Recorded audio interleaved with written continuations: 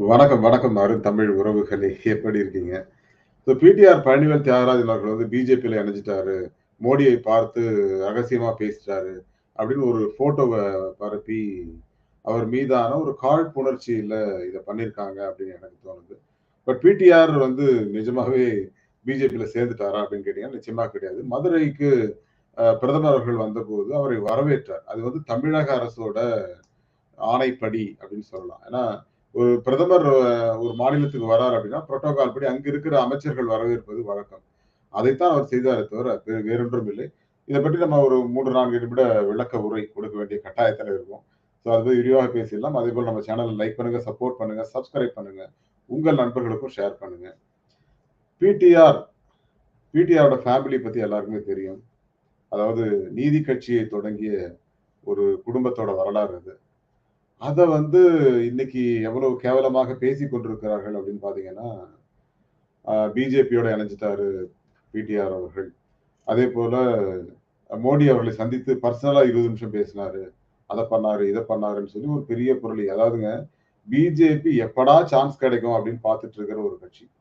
யாரையாவது ஏதாவது பேசி புரளிய கிளப்பி, அவங்கள வேற வழி இல்லாம அந்த கட்சியில இணைஞ்சிடணும் அப்படின்னு செயல்படுகிற ஒரு கட்சியாகத்தான் நான் பிஜேபி பார்க்கிறேன். ஏன்னா அவ்வளவு பிரஷர். ஒண்ணும் இல்ல அவரு நிதி நிதி அமைச்சராக இருந்தபோதே, அவ்வளவு பிரஷர் குடுத்து ரெக்கார்டட் வீடியோ போட்டு, அத போட்டு, இத போட்டு மார்ஃபிங் பண்ணி, ஏதோ ஒண்ண பண்ணி அவரோட பதவியையே நீங்க ஒரு வேற ஒரு துறைக்கு மாத்துனீங்க. இப்பவும் அவர் பின்னாடியே சுத்திக்கிட்டு இருக்கீங்க அப்படின்னா, இத விட கேவலமான செயல் வேற என்னவாக இருக்க முடியும் சொல்லுங்க? ஒருவர் ஒரு "நீ எப்படி நிம்மதியா திமுகல இருந்துர்ற? நான் பார்த்துடுறேன்" அப்படிங்கிற மாரி இவங்க பாஜகவினர் செய்வது போன்று, குறிப்பா அந்த சவுக்கு சங்கர்லாம் அந்த ஆடியோ வெளியிடும் போதெல்லாம் அவ்வளவு பெருமைப்பட்டுக்கிட்டாரு. அதாவதுங்க நான் என்ன சொல்றேன், 2 தனி மனிதர்கள் பேசுவதை இந்த மாரி ரெக்கார்டு வெளியிட்டாங்க அப்படின்னா, அவங்க மேல கடுமையான கிரிமினல் குற்றத்தை சாட்டி ஒரு 6 மாசம், 1 வருஷம் ஜெயில்ல தூக்கி போடணுங்க. அப்படி போட்டா தான் மத்தவங்களுக்கெல்லாம் பயம் இருக்கும். இன்னொருத்தரோட விஷயத்த ஆடியோவை வெளியிடுவது, பொது வெளியில வெளியிடுவதுங்கிறது நம்ம மான நஷ்ட வழக்கே போடலாம். அந்த மாரி மான நஷ்ட வழக்கு அவர் போட்டிருக்க வேண்டும். பெருந்தன்மையா அவர் விட்டார்ன்னு நெனைக்கிறேன். அது அண்ணாமலை தான் வெளியிட்டாரு. அது வேற விஷயம். அண்ணாமலைக்கும் நிச்சயமாக அது எதிர்காலத்துக்கு நல்லதில்ல. இப்ப நீ அண்ணாமலை பேசின வீடியோ யாராவது வெளியிட்டா என்ன ஆகும்? இல்லையா? அந்த மாரி இந்த மாரி பொது வெளியில வெளியிடுவர்களுக்கு கடுமையான தண்டனை கொடுக்க வேண்டும் அப்படிங்கிறது மாற்று கருத்தே கிடையாது. இப்ப இன்னைக்கு பிடிஆர் அவர்களோட லைஃப்ல அவர் என்ன கிடைக்குதோ அத அழகா என்ஜாய் பண்றவருங்க. அதேபோல ஓட்டுக்கு பணம் கொடுக்க மாட்டேன்னு உறுதியா நிக்கிற ஒருவர். அது எத்தன பேருக்கு தெரியும்னு தெரியல. அதாவது அவருடைய தொகுதி மக்களுக்கு ஏகப்பட்ட நன்மைகள் செய்றாரு. அதெல்லாம் வேற விஷயங்க. இப்ப நான் காசு குடுத்து ஓட்டு கேட்க மாட்டேன் என் மக்கள்ட்ட அப்படின்னு சொல்லி உறுதியாக நிக்கிற ஒரு மாபெரும் தலைவர் பிடிஆர். அவர் எங்கள் இனத்தவர் அப்படிங்கிறதுக்காக இல்லங்க. ஜெனரலாவே எனக்கு அவரு பன்னீர் தியாகராஜனாலே ரொம்ப நல்லா பிடிக்கும். ஏன்னா அவருடைய அரசியல் ஈடுபாடு மட்டும் இல்லங்க. அவர் கற்றுக்கொண்ட விதம், அவரு வெளிநாடுகள்ல வேலை செஞ்சது, அவரோட லவ் மேரேஜ் எல்லாமே ஒரு இன்ட்ரஸ்டிங்கான சப்ஜெக்ட் அவரோடது. அவர் மீது ஒரு காழ்ப்புணர்ச்சியின் காரணமாக நீங்க செய்யற விதங்கள், நீங்க செய்யற இந்த விதமான கேவலமான செயல்கள் ஒரு கடுமையான ஆட்சேபத்திற்குரியது அப்படிங்கிறது தான். ஒரு ஒரு நபரை நீங்க எவ்வளவு கீழ்த்தரப்படுத்தணும்னு நினைக்கிறீங்களோ, அவ்வளவு தூரம் பண்ணிக்கிட்டு இருக்கீங்க. ஒரு பிரதமரை சந்தித்தது தவறா? அப்படிங்கிறது. ஒருவேள அவர் பர்சனலா ஏதாவது போய் பார்த்திருந்தா கூட நீங்க இத பண்ணியிருக்கலாம். அபிஷியலா போறாரு. அதையே கேவலப்படுத்துறீங்க அப்படின்னா, உங்கள எல்லாம் என்ன சொல்றது சொல்லுங்க? அதாவதுங்க பிடிஆர் போன்றோர் பாஜகவுக்கு போனாங்க அப்படின்னா, அது என்ன சொல்றது? அது அவருடைய the right man at the wrong பார்ட்டின்னு சொல்லுவாங்கல்ல. அந்த மாரி ஒரு சூழ்நிலை ஏற்பட்டுரும். அந்த மாரி போகக்கூடாதுங்கிறது தான் எங்களுடைய ஆசை. அவர் போக மாட்டாரு. இருந்தாலும் நீங்க பண்ற பிரஷர் ஒரு என்ன சொல்றது? ஒரு சூழலுக்குள் தள்ளுகிறதோ அப்படிங்கிற ஒரு சந்தேகத்தை கூட எழுப்புகிறது. இன்னைக்கு விஜயதாரணை போயிட்டாங்க. விஜயதாரணை போனதுக்கு அவங்க வருத்தம் இன்னும் 2 வருஷம் போனா தெரியும். நம்ம ஏன்டா வந்தோங்கிற ஒரு எண்ணம் அவருக்கு வரும். அதே போல எல்லா பிஜேபிக்கு போன எல்லாருக்குமே அந்த எண்ணம் வரும். காலம் வருங்க.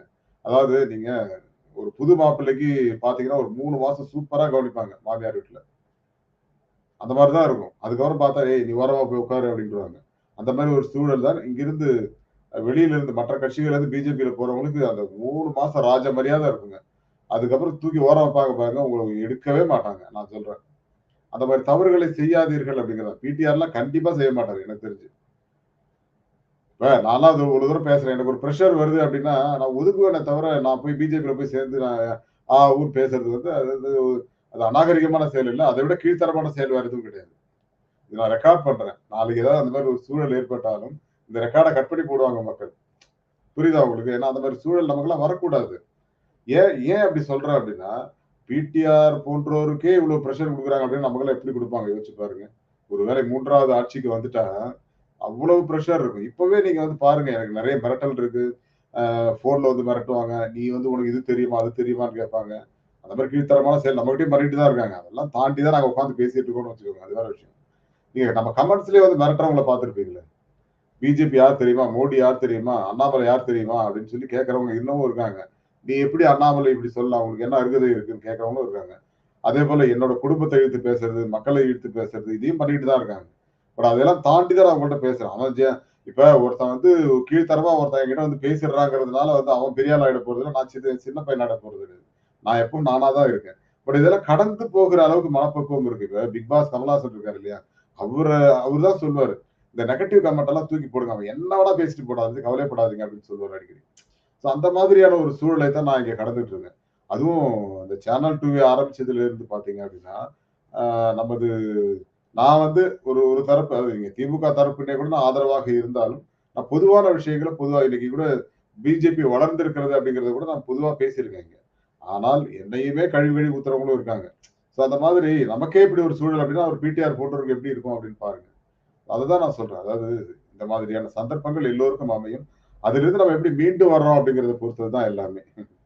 Anyway thank you guys. But PTR வந்து எனக்கு தெரிஞ்சு இந்த மாதிரியான ஒரு கீழ்த்தரமான கட்சிகளுக்கு போக மாட்டார் அப்படிங்கிற ஒரு தகவலோடு விடைபெறுகிறேன். மீண்டும் ஒரு நல்ல செய்தியோடு வருகிறேன். நன்றி.